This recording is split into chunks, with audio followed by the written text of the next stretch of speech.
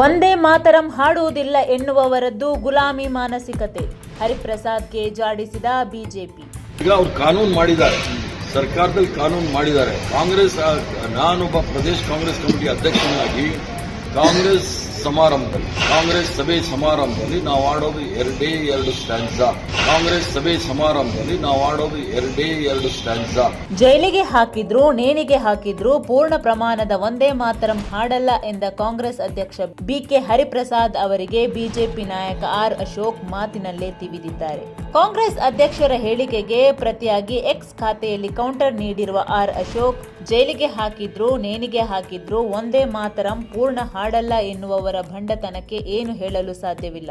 ಒಂದೇ ಮಾತರಂ ಎನ್ನುವುದು ಬರೀ ಹಾಡಲ್ಲ, ಅದು ಬ್ರಿಟಿಷರ ಎದೆಯಲ್ಲಿ ನಡುಕ ಹುಟ್ಟಿಸಿ ಕೋಟ್ಯಾಂತರ ಭಾರತೀಯರಲ್ಲಿ ಸ್ವಾತಂತ್ರ್ಯದ ಕಿಚ್ಚು ಹೊತ್ತಿಸಿದ ಪವಿತ್ರ ಮಂತ್ರ. ಲಕ್ಷಾಂತರ ಕ್ರಾಂತಿಕಾರಿಗಳು ನೇಣಿನ ಕುಣಿಕೆಯನ್ನು ನಗುತ್ತಾ ಮುದ್ದಾಡಲು ಸ್ಫೂರ್ತಿಯಾದ ಭಾರತ ಮಾತೆಯ ಜಯಘೋಷ ಎಂದಿದ್ದಾರೆ. ಸೋನಿಯಾ ಗಾಂಧಿ ಅವರ ಅಂಗಳದಲ್ಲಿ ಜಿ ಹುಜೂರ್ ಎಂದು ತಲೆ ಆಡಿಸುವ ಗುಲಾಮಿ ಮಾನಸಿಕತೆಯ ನಾಯಕರಿಗೆ ಈ ಮಾತೃಭೂಮಿಯ ಕಲ್ಪನೆ ಮತ್ತು ಸ್ವಾತಂತ್ರ್ಯ ಹೋರಾಟದ ಪವಿತ್ರತೆಯ ಬಗ್ಗೆ ಹೇಗೆ ತಾನೇ ಅರ್ಥವಾದೀತು ಎಂದು ವಿಧಾನಸಭೆ ವಿರೋಧ ಪಕ್ಷದ ನಾಯಕರೂ ಆಗಿರುವ ಆರ್ ಅಶೋಕ್ ಪ್ರಶ್ನೆ ಮಾಡಿದ್ದಾರೆ. ದೇಶದ ಸ್ವಾತಂತ್ರ್ಯ ಚಳುವಳಿಯ ಇತಿಹಾಸಕ್ಕಿಂತ ಕಾಂಗ್ರೆಸ್ ಹೈಕಮಾಂಡ್ ತಾಳಕ್ಕೆ ಕುಣಿಯುವುದೇ ಆದ್ಯತೆಯಾಗಿದೆ. ಕಾಂಗ್ರೆಸ್ನ ನರನಾಡಿಯಲ್ಲೂ ಹರಿಯುತ್ತಿರುವ ತುಷ್ಟೀಕರಣ ಮತ್ತು ಓಲೈಕೆ ಮನಸ್ಥಿತಿಯನ್ನು ದೇಶದ ಜನ ಎಂದಿಗೂ ಕ್ಷಮಿಸುವುದಿಲ್ಲ ಎಂದು ಅಶೋಕ್ ಕುಟುಕಿದ್ದಾರೆ.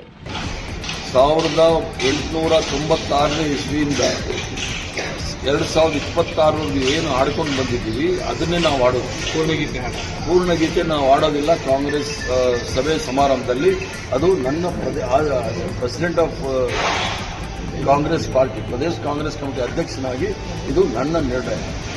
कर्नाटक का प्रदेश अध्यक्ष के नाते मैं बहुत साफ कहना चाहता हूं, हम सिर्फ दो ही पंक्ति गाते हैं, चाहे बीजेपी नरेंद्र मोदी अमित शाह हमको फांसी पे चढ़ाए या जेल पे भेज दे, हम दो ही लाइन गाते हैं।